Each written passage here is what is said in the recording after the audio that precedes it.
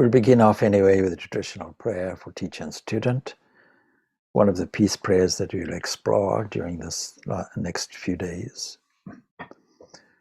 Now we can all begin the beginning with repeating the sound symbol Om, and then I'll go into the prayer. Om.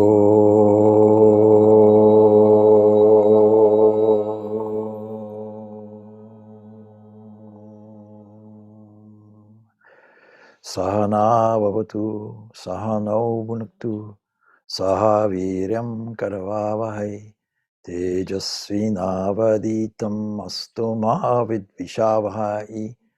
Om Shanti Shanti Shanti. May that one protect us both. May that one nourish us both. May we work together with great vigor. May our study be illumined. May we not unnecessarily argue with each other. Peace, peace, peace be unto all. So, I was giving a small background because some people here may not know the full story. And so, of course, we will just briefly highlight where we are up to date. Now, the whole theme of this weekend, of course, is abiding peace. But nature doesn't give it to us. And we were saying earlier on that man has always aspired to fly. The problem is he doesn't have wings. He's not designed in this way. But with man's intelligence, man can bypass the full millions of years of evolutionary progress and with man's brain invent an aircraft and fly like that. So we have a capacity that no other creature seems to have. And while our nearest biological cousins would be the chimpanzees, it's quite clear that there's no draftsman among them, an engineer, that can come up with a design for an aircraft. So there's clearly some difference, and we can't put it down purely to biology. Yes, we can say that there's a development in human of the neocortex, but what drives it is an eternal question. So we have to resort, ultimately, to what we can broadly describe as spirituality. And the difference between the Greek and the Indian epics, which are clearly what we classify as itihasas, that is historical accounts. The difference is that in the Indian side of things, that is the source of the Eastern culture, ancient culture, it is all orientated around the most fundamental questions of existence. So therefore, inherently, the story of Rama is a spiritual story describing a spiritual journey, even though there are human, political, economic components in it. In other words, life. And life is not smooth. But is life supposed to be smooth? No. Now, birds can fly, and we admire them for their flight. But birds, as we described a little bit before, are not really peaceful creatures, because our biological, ingrained, inherited structure says you have a condition that means survival. We want to exist, and we want to continue the existence. If we explore it even deeper, the reason why we want to exist is because there is something permanent within us that remains when everything else changes. And we don't necessarily automatically recognize it, but it lives with us all the time when we say I.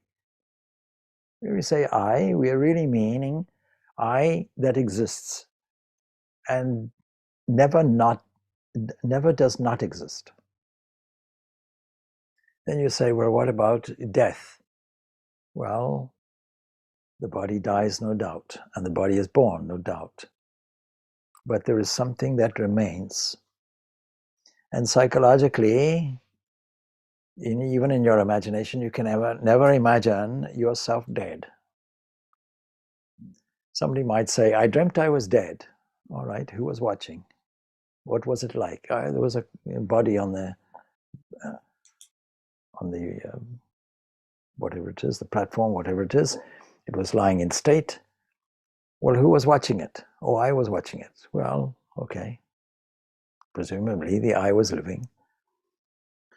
And so existence is very hard to say things don't exist.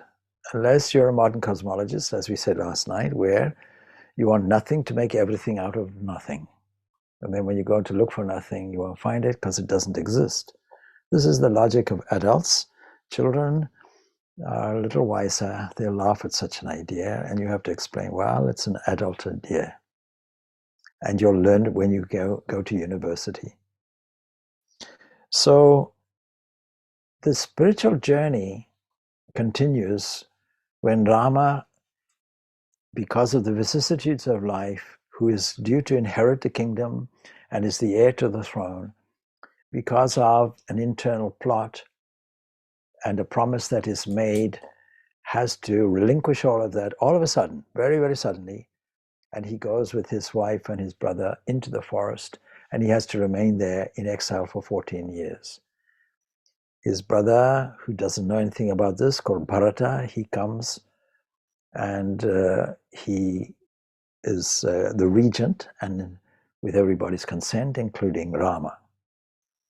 Anyway, Rama's sojourn in the forest with his wife Sita and Lakshmana is a hardship. Imagine you're spoiled, you've been brought up in a palace and what have you, you're used to luxury and servants and what have you. And then that's all suddenly taken away. But soon this band of three realize that there's a great delight in this forest, and they see it as a way of developing spirituality. They're on a spiritual journey. Now, we take that in our own way because people spend millions, or well, over a year or something, or a lifetime, certainly hundreds, sometimes even thousands of pounds to go on holiday in the forests or in the mountains or so on. We don't think anything, we think it's a great, great thing to do. But you see, they realize that if you tune your attention in to nature, something like what we have here at Landemir, and even just across the road, a beautiful estuary with water, with walks, you can go through the grass and so on, an appreciation of the wildlife which is here, and the flora and the fauna and so on and so forth. When you tune your attention into that, don't you become automatically stable and peaceful? And what is our problem? Our problem is when we are away from that tuning of attention, our attention gets tuned into all the other things, economic, political, even global, international difficulties, and so on and so forth. And a king in those days would have had all of that on his shoulders. Now going into the forest, has the opportunity to see things in a different way. Now, we have to take a certain allegorical stance as well. Rama and Sita are like the two sides of the same coin. And Sita, during the sojourn, through various adventures, gets abducted and taken across to Sri Lanka. The problem is that Rama and Lakshmana, his brother, are not aware of this. They suspect that some kind of savage cannibal has seized her, and you can imagine the desperation. Don't forget, Rama and Sita are closely bonded through many, many lives. They are soulmates. And now Sita is abducted. Let us now take the allegorical symbolism of this. Sita can represent the soul, and Rama can represent the existent entity that stands there behind. I have to explain what it means because language is very difficult. So I'm postulating that there is something called a spirit that never goes anywhere, is always existent, and a soul that is all the rest of the human makeup. Something like a mask with various layers. A layer would be summarized as a psychophysical embodied thing, a kind of instrument that we can use for a self-discovery, ultimate self-discovery. And you won't find the self-discovery in self-help or self-discovery books. And many people want to find themselves in this. Many people go to India to find themselves. And when they get there, that's what they find themselves. There was a cartoon like that, a man in a suit with a briefcase. And he's going up the mountain and he wants to find himself. He gets to the very top. At the very top, he finds a man in a suit exactly looking like him. So if we want to discover the essence of who we are, we have to stand here. And the ancient rishis of India did it. They stood and they asked, who am I? We were discussing earlier a great sage, one of these great sages in more contemporary times, called Ramana Maharshi. And Maharishi, a great rishi, a great sage. And he simply asked this eternal question, who am I? Who am I? Relentlessly he asked it until he found the answer. That was his method. So we can see that perhaps if we take this allegorical sense, Sita, a higher kind of spiritual interpretation, Sita, that is our soul, if you will, has been abducted by egoism, jealousy, greed. It all comes back to egoism and a hunger for power and possession and all the sensual delights that we normally think are prize items in our internal supermarket. So Sita is abducted, and Rama and Lakshmana are completely desperate. And ultimately, we want this uniting between Rama and Sita. That's what the reader wants to see. But things are in the way because the one model for the human, for all of life, is frustration. We'll all get frustrated. So how to unite Rama and Sita in the midst of the fact that there will be obstacles? It's not good to pray, may all the obstacles from life go, may life be smooth. It's not designed like that. If it was designed like that, it wouldn't exist. And so the indications are that Sita was taken southward. And I'm just giving you an overview for the story up to date. And then how to rescue her. Well, it so happens that there are hill tribes there. And these hill tribes, these Vanaras they're called, they have an internal political difficulty. Rama resolves it, makes an alliance. And so the alliance incorporates the fact that the newly crowned king called Sugriva is going to help Rama to find Sita and combat also the tyrant who has taken her. That's the long and the short of it. So where we are up to now is that these Vanaras have been dispatched north, south, east, and west to look for clues. Where has she been taken? And it so happens that there is one character in the story, a great advisor, a great monkey with enormous powers. And this is called Hanuman. Exactly, Hanuman. Called also the son of Maruti, the son of the wind, and so on and so forth. Okay. Now I am going to repeat something that I've already told here before, but it's worth repeating. So we understand from Hindu and Buddhist philosophy and so on and so forth, the analogy of the mind as monkey mind, and I'm sure you've all heard it. Well, if it's a monkey mind, is it hopeless? Now you can see that there's a story that goes along with this normally, which says that a monkey is restless normally by its own nature. And if you think that we are related to chimpanzees, well, you'll know that chimpanzees and monkeys in general are extremely restless because they're driven by the two genetic drives. We want to look for food, we want to survive, and in the case of chimpanzees and monkeys, we want to form a social group that will help us in this. And this looks very similar to human social structures. In looking for food, there can be enormous violence, is another trait we see in humanity. Chimpanzees, studies have shown, will go to the edge of their territory and look for rival chimpanzees. And when they find them, even a clue of them, they'll deliberately go and they'll attack.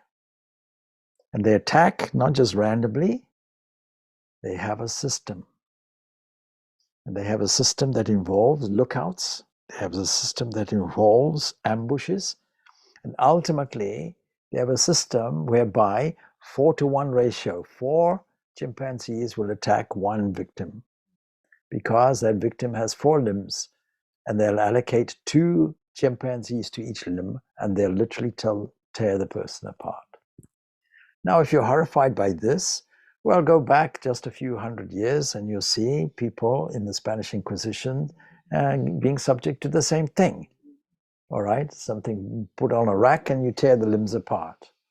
And it gets worse, and we won't go into the gory details on it. But man's inhumanity to man is only because this uniting between Rama and Sita, if you take it allegorically, has not taken place. And so how do we do it? We use all our local resources. Let's go back to the monkey mind. Restless by its own nature, we make a scenario. So the monkey gets drunk on wine, the wine of desire. Because you see, the Lord Buddha put it very simply, there's pain in this life, and it's caused by one thing. It's caused by the feeling that life could be better, that there's an internal hollow or gap in me that I have to fill from the outside, and when I keep feeling it, I keep wanting more, and it doesn't solve the problem, and leaves me with a restless mind, drunk with desire. Now we find a monkey restless by its own nature, reeling drunk, and then it gets stung by a scorpion. It's now hopping, it's now reeling, it's restless by its own nature. Then it gets possessed by a ghost. It's thrashing around, it's hopping, it's reeling, and so on and so forth, and restless by its own nature. You get the idea. And the mind can be like this. Let's take the allegorical aspect of the story and see, well, maybe monkeys are like that. But Hanuman is not. Hanuman is different. And other Vanaras are different. So what is the difference? Well, discipline is the difference. And love is the difference. Hanuman develops a great, great love for Rama and a great, great love for Sita, and that becomes a turning point. And he manifests his inner power because of this concentration, because love is a concentrated thing, you must have noticed. Young lovers, their whole mind, their whole energy is tied up with this.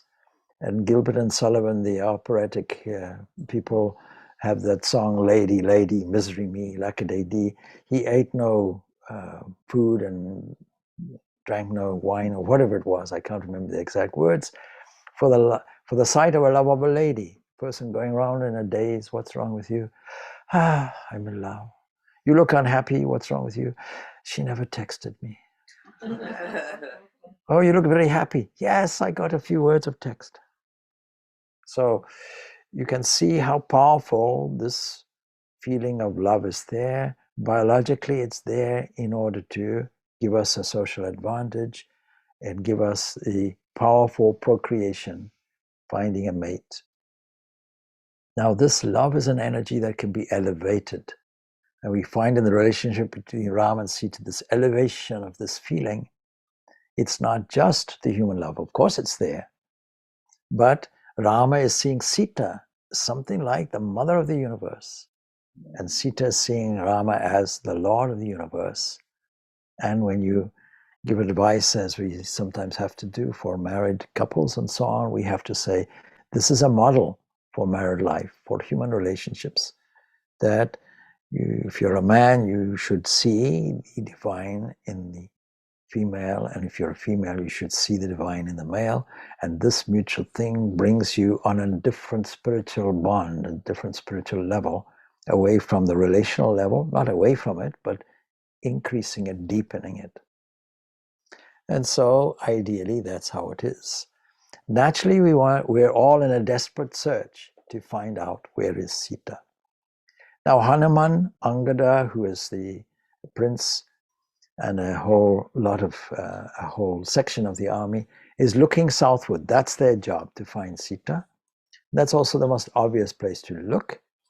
And they come across a cave. And this is where we leave the story off, as so far up to date. So I'm going to continue with the story now that you have a kind of background to it. So anyway, they passed through deserts and they were in a difficult condition. The search party, they were suffering from hunger and thirst, and they see a cave. And from this cave come a variety of birds, and they seem full of joy and life. And they're intrigued, what's inside this cave? There was also a gentle breeze that came out of it, and it covered them with pollen of lotus flowers and filled them with fragrance. You can just imagine the situation. Something like Landemir. The Vanaras conclude, you see, there's no doubt there was water where the birds and perfume came from, and we are short of water. We're going through the desert. So let's go and see. And so they form a chain with linked hands and plunge cautiously into the dense darkness of the cave. And their hearts are full of hope, and their throats are also parched with thirst. They're too parched even to shout. So what will they find? Well, at long last, and all of a sudden, there's a light appears, and they see, okay, and they come out into a beautiful grove with streams of beautiful pure water, freshing water, trees, something like a paradise. And bowing under their wealth of fruit, all of these trees were there in abundance, and it's something like, wow, we've discovered this wonderful, wonderful heavenly oasis. And not only that, but they also come to a magnificent city, and the streets are paved with jewels. Can you imagine now? Set in gold in great palaces, and they're beautiful just like a dream. And they go along and they see an aged tapaswini. Tapaswini means obviously somebody who has done spiritual practice in the midst of all of this for a long period of time. Dressed in this way, you can easily identify tapaswini means a female person, a female ascetic. Somebody who in the midst of all this wealth has decided not to fully engage in it. And so they can identify her by how she is dressed, and she's also seated on a meditation seat, a dark skin. And the Vanaras, the monkey tribes, tremble before this divine splendor of her face. And Hanuman, who we mentioned, he takes courage and approaches her, and bowing low before her, he greets her. He calls her mother, because anybody who is older and more revered, you'll naturally form a relationship by using relational words, mother. And he asks her, can we know who you are? We're curious. We're thirsty, we're tired, and we came into this dark cave, and we were hoping for some refreshments, some water. And now that we see this unpeopled golden city with trees and tanks, we are afraid. In case this is just a vision, just an illusion coming from the madness of our thirst and hunger, maybe this is just a mirage. So please explain to us what this is all about and remove our fears. And none of them asked where McDonald's was.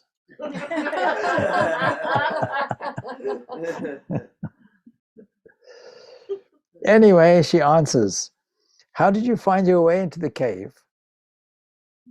Of course, you are going to have plenty of fruits and drink here. This palace was built by Maya. Now there's a trick here, because Maya is a philosophical term. You see, when we look at this world and find out why are we not peaceful, it's because we're interpreting this world as an actual world.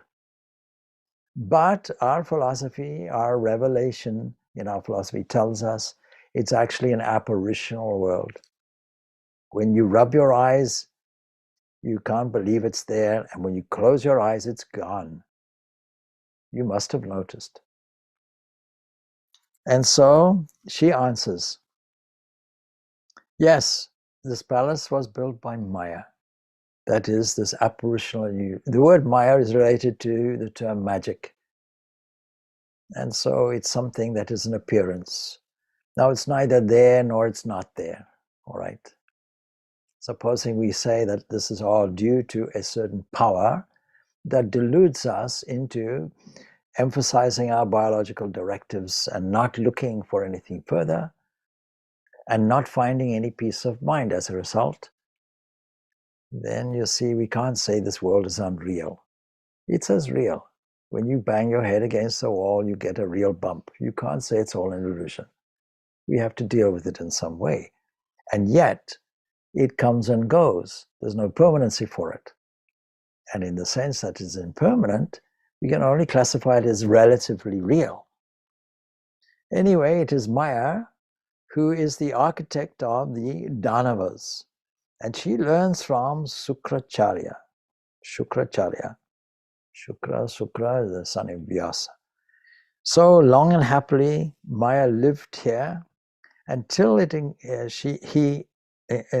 incurs the enmity of Indra, who slays this entity. Now, Maya in this case is deemed masculine. Never mind. Now later, Indra gives this golden palace to Hima, and Hima is my friend. Now, Indra is the chief of all the deities. Every structure has got to have a chief or a king. And so Indra is the king. Now, we have sense organs, we call them Indriyas. And the king or the monarch or the queen of the mind, we'll call it masculine, feminine, it doesn't matter, is, of course, Indra. And so the buildings and the parks that you find are all hers, and they represent that she has gone to the abode of the deities, the subtle elements in the cosmos. But what is your purpose in coming here? Why did you weary yourselves wandering about in the forests? But anyway, before you tell me the story, please sit here, eat as much as you want, drink, refresh yourselves, and then tell me all about yourselves. Now, I have told you part of the story, but in relating it, you'll hear some more. Anyway, they ate and drank and refreshed themselves, and they were very happy now, because you see, we are happy when the belly is full, and when we've had our breakfast and all the rest of it, and when we are not when we're hungry or thirsty and so on, we're not so happy. If you have children, you must have noticed. So, our happiness is really reliant on the certain conditions, physical conditions, psychological conditions, emotional conditions, domestic conditions, sometimes economic conditions. All of these are factors in our happiness. And when we are happy, I think it's fair to say we're also peaceful. So, Hanuman now takes it on himself to explain to this ascetic the purpose of their wandering, and he now tells the story. Rama, the son of Emperor Dasaratha, for some reason, he doesn't go into it, left his kingdom and lived in the forest with his brother and wife. And then a Rakshasa means somebody who is demonic. Don't think it's somebody outside. It's in you. So this whole story you have to now see as a conversation between the various factors or dimensions of your own mind, because all of our peace gets disturbed when we have an internal conversation with ourselves. We talk ourselves into depression, and we can talk ourselves out of it. It's entirely up to you. You write your own script, please, and then perform your own drama. Don't think that life is a cruel joke on you. So he explains the Rakshasa carried Sita off, the wife of Rama, and the two went out searching for her, that is Rama and his brother. And they made the acquaintance of Sugriva, who I mentioned was the Vanara king, and became friends with him. And he has sent us on this mission to search for Sita and find her for Rama. And our king, that is Sugriva, fixed a time limit for us to return with her crew. We lost our way in the darkness of this cave, and the period is now over. Now we do not know what to do, and Sugriva is a strict master. For failure to do his bidding within the time set, he is sure to visit us with the penalty of death. Do you think these Vanara people, these tribes people, these monkeys, or however you want to describe them, do you think they are peaceful? No. They're looking for something, they haven't found it. But what they have found is a beautiful paradise. Do you think they are still peaceful? No, they're full of fear. Are you also full of fear? Does fear disturb your peace? I think you'll find it's one of the factors. So how to deal with fear will be something we have to deal with over these few days as well. Now, what's their fear?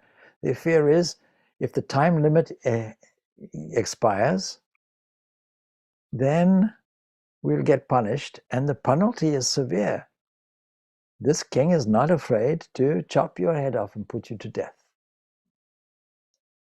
Swayam Prabha, that was the name of the ascetic woman, she says, well, alas, you can't by yourselves go out of this cave. That's the rule. Don't forget, it is constructed by Maya, and it's tricky.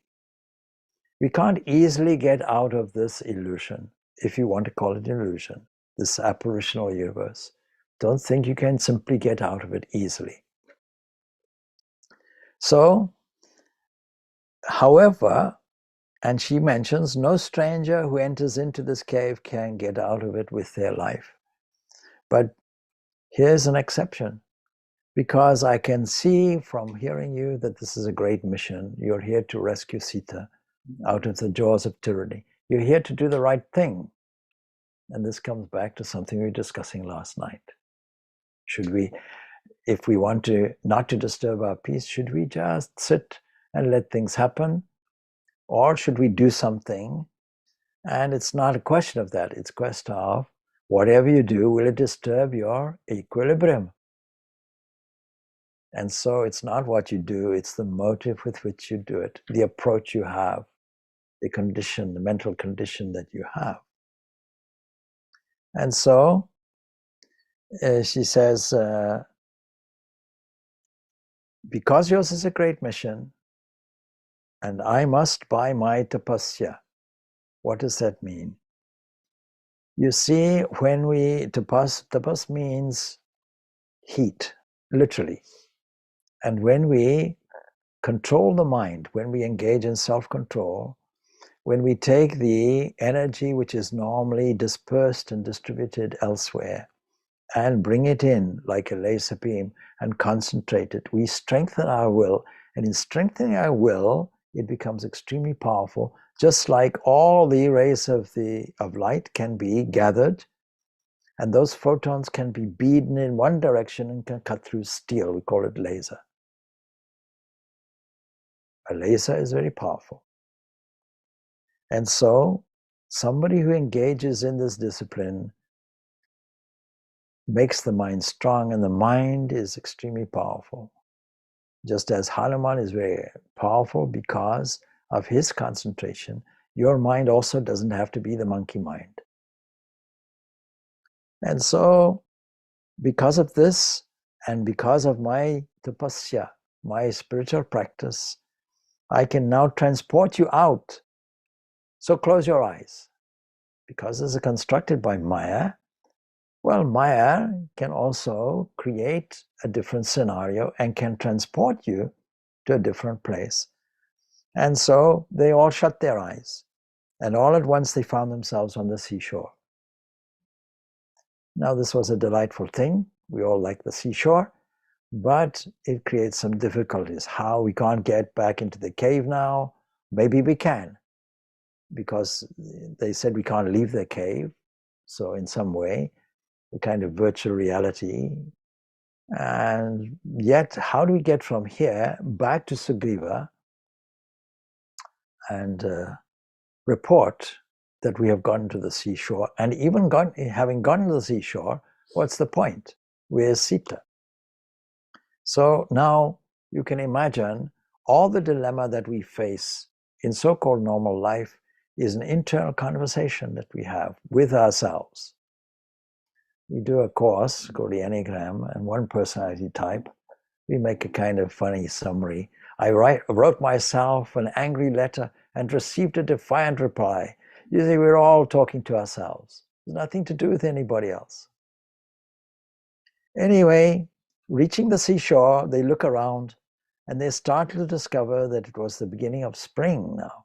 Don't forget, and I missed this out in telling you this, that their whole mission was delayed because of the monsoon rains. But now they discover it's springtime, everything is delightful. And Angada, who is the prince, he laments, alas, the time set, our deadline has been transgressed. So what will we do? If we return to Kishkinda, that is the central city of where the Vanaras are, if we return there without any clue about Sita and Sita's whereabouts or information, then the king will surely punish us with death. And Angada is the son of the defeated king. So he is appointed. Rama has persuaded the new king, please, make this son an ally. But his worry is like this, that if this time has been transgressed, and if we go back to the capital without any clue, the king will surely punish us with death, and he hates me because I'm the son of his brother who was killed, and so he could easily have done it to me also, because the son and the father, must be the same thing. And so he was under pressure. It was only under pressure, in insistence from Rama, that the king agreed to make me the heir to the throne, like a kind of, what was formerly Prince Charles, not because of love for me, but because of this alliance and for what Rama had said. He promoted me. And so instead of going there and losing our lives, I'm going to suggest one thing. We can stand here, sit here, and we'll fast. And through fasting, we'll seek death here and now. If we go back, then we'll be dead. So we may as well do it here and now. And we'll do it in a noble way, because during fasting, what will you do? If you fast and think of your stomach, it's not going to work. But if you fast and think of God, then this is a great thing. So many of his companions agree with Angada. And then the Vanara general, Tara, he says, look, I don't agree with all of this. Why should we end our lives? Why don't we just return to the cave where we came from and live there the rest of our lives, eating and drinking and so on? It's all right. Why don't we return to that, and we can live with this Tapasvini, Swayam Prabha, and live there happily. There's everything there. We don't have to fast. We don't have to. We won't be short or anything. In other words, he's suggesting the way out of any problem, and the central problem we all have is the problem of mortality. The greatest, the mother of fear of all fears is death. And we can see this great fear of death. If we go back, we'll die. If we stay here and voluntarily go away, the fear also goes away, actually, if we can accept this mortality. But there's another suggestion. Enjoy your mortality. Eat and drink and be merry. Why not? The materialist persuasion. And we can see this dialogue going on in our own minds. And so, neither Sugriva, the king, nor anyone else can reach this spot. We'll be safe here. We should spend the rest of our lives free of care. Well, yes, but your life is short. This is an underestimation we all make. And one of the exercises I sometimes do is to ask people this one question: how long do you think you're going to live? And most people find this a novel question. They never thought about that. Now, think about it now. I'm not trying to frighten you, but it's a reasonable question to ask. Now, people say, I have no idea. All right, well, statistically in the UK or Ireland, how long, what is the average lifespan for men, the average lifespan for women? And you're all pretty healthy, you're all doing yoga and so on and so forth. So we add a few years on and see what that looks like. Now, what age are you now and how long have you got? Statistically, it's a reasonable thing. And you might give yourselves a little bit of a shock. Because death is something, a kind of skeleton we keep in the closet and we don't want to talk about it. It's an unpleasant thing. Death, religion, and politics, these are things that we don't wish to discuss, and yet we discuss the first two and then leave the last one out. So, Hanuman says this: what unworthy talk is this? Because Hanuman is representing wisdom now. What pleasure is there in eating, drinking, and sleeping in the cave, leaving our families in faraway Kishkinda? That is a selfish thing to do. And Sugriva is in fact a good king whom we don't have to fear. And if indeed Sugriva is angry with us and determined to punish us, then how can this cave give us the safety? He'll pursue us anyway. Can it stand against Lakshmana's rage? Lakshmana is Rama's brother and very powerful, and you don't want to annoy him. He'll shoot an arrow straight into your heart. So will he not smash it to pieces and kill us? So I don't see any benefit in Tara's suggestions. So why don't we just return, tell Sugriva the whole truth, and beg for his forgiveness? What is the best course of action for all of us? Truthfulness. We'll get to the truth of it. No good in terms of glossing it over. So this is the only way to safety. I don't agree with Hanuman, Angada says. You can imagine this argument going on in your own mind. There'll be pros and cons.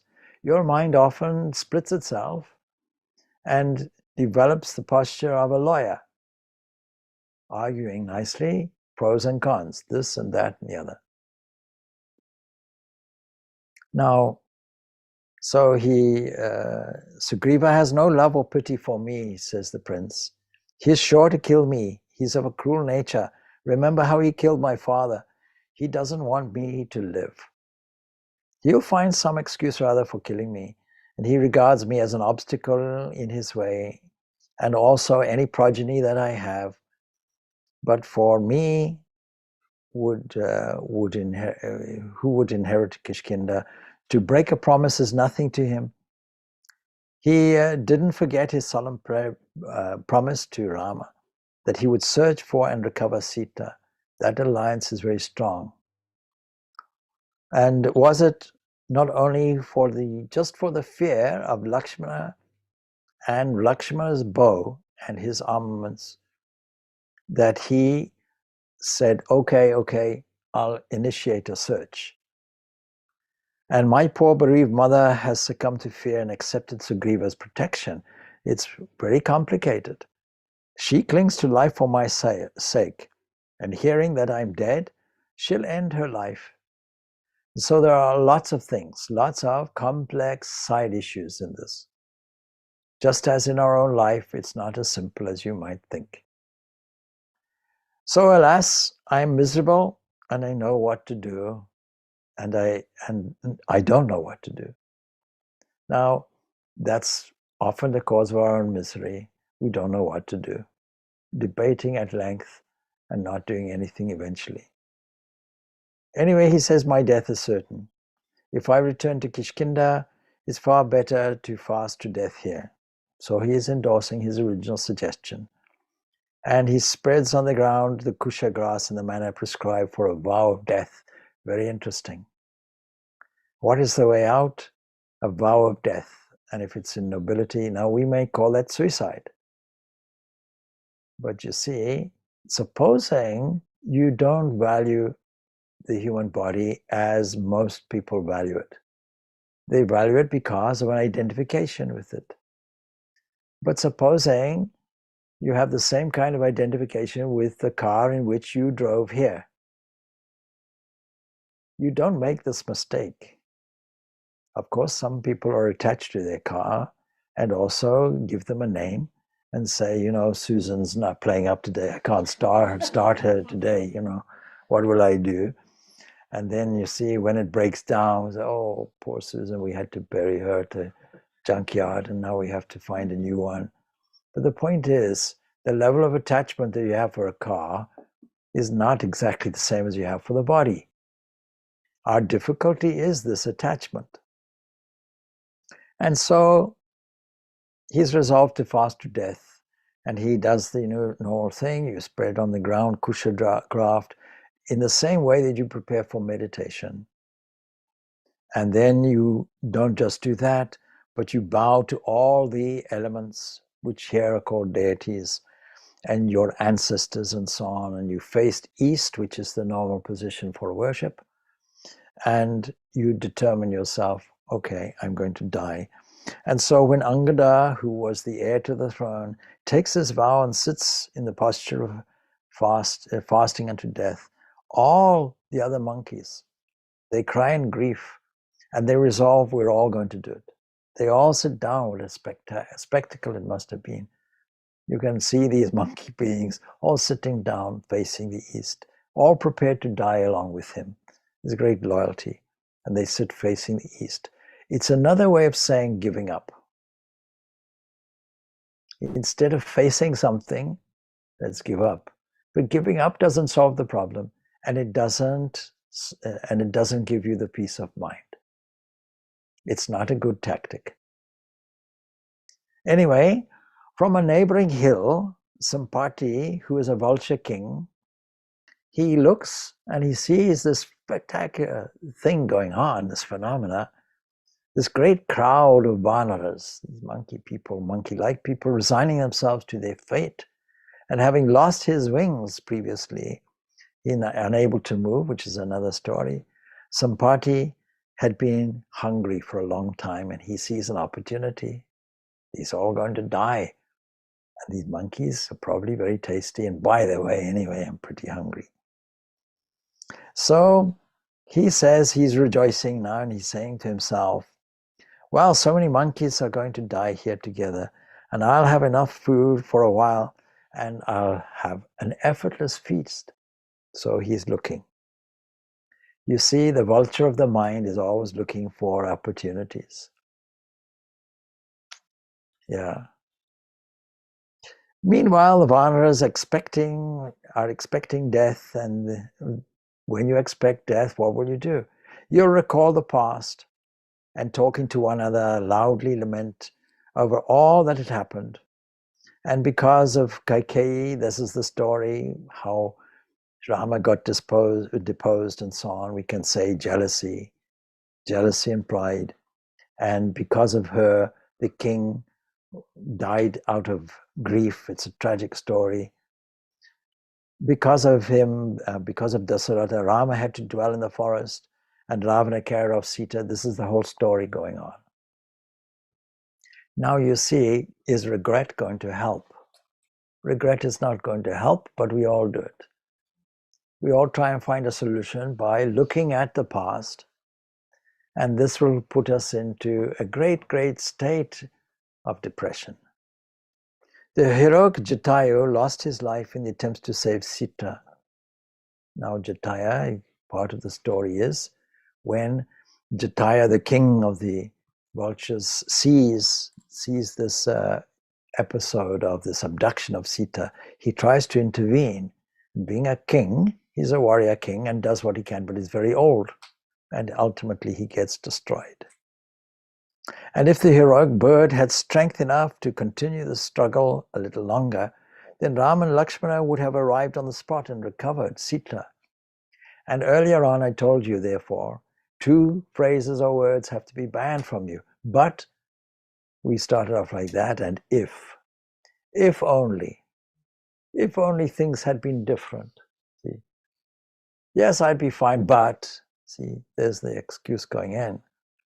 So by fate did all these things happen, in other words, an uncontrolled circumstance. And the end of the tale is that we are dying here. In what curious ways does fate work? It's our destiny, it's our fate. What can we do? We're helpless. It means we have no control. But you see, you being an independent entity have control over your car. You don't say, I'm getting in the car, unless it's a Tesla, of course. You don't get in the car and say, okay, you do your own thing. But even a Tesla requires instructions. So listening to these lamentations, Sampati stares at the mention of Jatayu, who is his brother, because he overhears this conversation. And hearing him spoken of as dead, he naturally wishes to hear the whole story. How did this happen? I don't know how this happened. Now, Sampati was actually very old, and he and Jatayu were the children of Aruna, and Aruna is the deity of the dawn. What it means is, this morning there was a dawn, but it may not have dawned on you. You might have been sleeping. But you see, it is a deity because it is called Dios. And from Dios in Sanskrit comes Zeus. That aspect of the sun where, when we look at it with great appreciation and a certain element of silence, will we not be peaceful? What do you think? Unless your mind is occupied with all kinds of other things. So what is necessary to get our peace is to leave the past where it is, which was the darkness of the night. Leave the future anticipation, what will the weather be like? And understand the sun is rising, what a beauty, what a glory, here and now. And not to think of anything else will be an opportunity of aesthetics lost. And an opportunity, at least for momentary peace, to be there. Now, of course, can we sustain it? That's what we're going to discuss through the next course of these few days.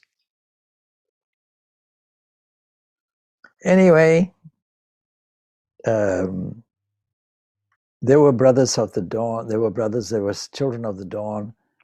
Brother of Garuda, that is the vehicle that carries the sustaining element.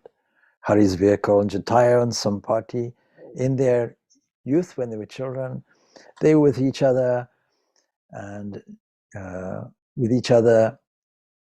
as they had a competition, who could fly higher, rise higher in the sky. And as they approached the sun, the story goes, the heat becomes intolerable, and Jatayu was about to be burnt up. But Sampati spread his wings and protected his brother from the fury of the sun. Jatayu was saved, but Sampati's wings were burnt off. And unable to fly, he fell down on a hill. And since then, he couldn't move, but stayed in the same place, ever hungry for meal and just alive. And that's why he looks at this sight and feels, here's an opportunity. And who brings sad news of my dear brother Jatayu? He cries out in agony, oh, Vanaras, is beloved Jatayu dead indeed? Why did Rama, son of King Dasaratha, go to the forest? Why did he lose his wife? Was Jatayu killed by Ravana? Tell me everything. He wants to know it all, but he's made a significant error. Okay, he's gathering information, but there's grief in it. There's reminiscence in it that makes him sad. We can ruminate and on the past forever and play the old record. And later on, there's a book I brought. It's probably one of his favorites, The Game of Life and How to Play It, by Florence Scoven Schill, written in 1930-something. And the title itself tells us the story of our own life is a game of life that we take far too seriously. Anyway, in this game of life, it tells us on page 125, I think it is, why do you play this old record again and again? And last night, we told about the psychological condition of Arjuna and Bhagavad Gita, and what was Krishna's psychological method. What was his remedy? It wasn't to lie him down on the battlefield and ask him to repeat all the old record. Are you musical? Yes. Sing me a song. Oh, T for two, two for T, you for me for you. Okay. You have another one? Yes. Same old song. Why don't you put a new record on, a new recording? Today you don't say record, you say something else. You used to say CD, that's also gone. Anyway, whatever it is today. And you play that over and over again. Don't you have something new? Well, time gives us an opportunity to put something new and something new and something new and something exciting. So when you introduced yourselves last night, one of the questions was, what is your hobby? Because we have the capacity to pick up a new subject every day and learn something new and try something new. Why not? Why not use all your full potential? The potential to be creative. In this way, you will never get mentally old. You'll always be mentally alert and alive. There are many things we don't know. You know, we have a body, but very few people know what their true physiology is. They'll say, don't worry, the doctor will tell me. The doctor studied it. Why don't you study it?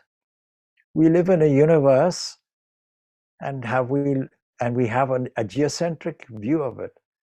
So I tell people, you see, we have a habit of saying we look up in the sky.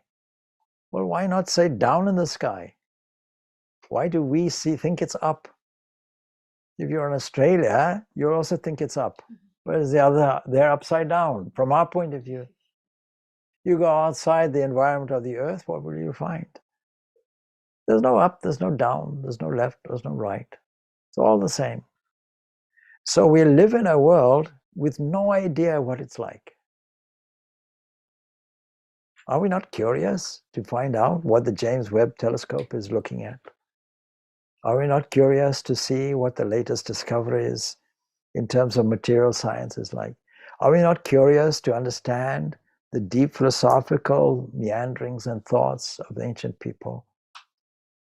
Are we not curious about any of these things?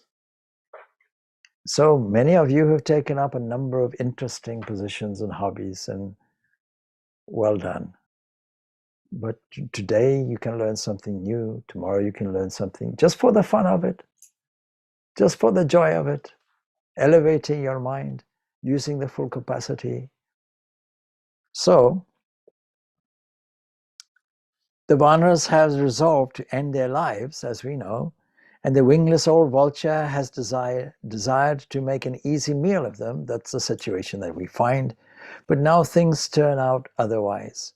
And the Vanas get up and they go to some party and gently lead him down from the hill. And their meal is leading him down. And then they talk and exchange information, and Sampati has some useful information because he recounts the story, his story, and Angada relates all that had happened in Kishkinda, and they exchange information. And they ask old Sampati how Rama could be helped. Instead of looking after your own needs, see, how can I help somebody? It's a much better strategy. Now you see, although he's old and he's weak, his eyes hadn't lost their keenness. And he could see things far off. And he could see Sita captive in Lanka. And he describes in great detail the wealth of Ravana's kingdom in Sri Lanka. And he sees and describes how Sita sits surrounded by demons, Rakshasis in Lanka. He sees the whole thing. Now this gives him renewed hope. And so the Varanas are wild with joy, you can imagine. The one thing about monkeys is we love to watch them because, they're fun to watch. Anyway, they jump about saying, now we know all about Sita. There's no need for us to die. We resolved it. When you have inner insight, when you cultivate that through mental discipline and concentration, a joy will emerge from it, and a solution will emerge from it too. All your problems get solved. When you look at things and shift things from a new way, bring in a new dimension, and the problem gets solved. Whether it's collecting a package that wasn't delivered, or whether it's something else, or whether the car won't start, or whatever it is, or whether it's a relative who's difficult, or whether it's a political situation that seems hopeless, or whether it's a war in a distant country, what will it do? Whatever it is, all solutions in all problems in life, so-called, labeled like that, have matching solutions. We just have to find it out. And it won't be in the obvious way. This is part of our inherent creativity. We have the capacity to use it. Shuffle ideas around and something comes from it. Why? Because you think you have your own mind, but you have only one mind is there. This is the cosmic mind. That's all there is. So this is the story, and it gives renewed hope. And now we all know about Sita. There's no need for us to die. That's the final conclusion. And Rama's purpose will now be achieved. And Sampati's troubles were also over from his point of view, because the gift that he had received, that when he helped Rama, this was the promise to him, he would get back his wings. And this came true. Wings started to grow. Even as they were talking, young feathers began to spring and grow on all sides. We can take flight when the solution comes, a renewed energy, an elevation of spirit. And Sampati now shines with fresh beauty, and he finds satisfaction in performing the funeral obsequies of Jatayu.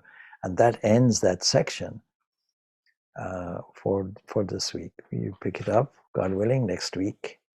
So thanks.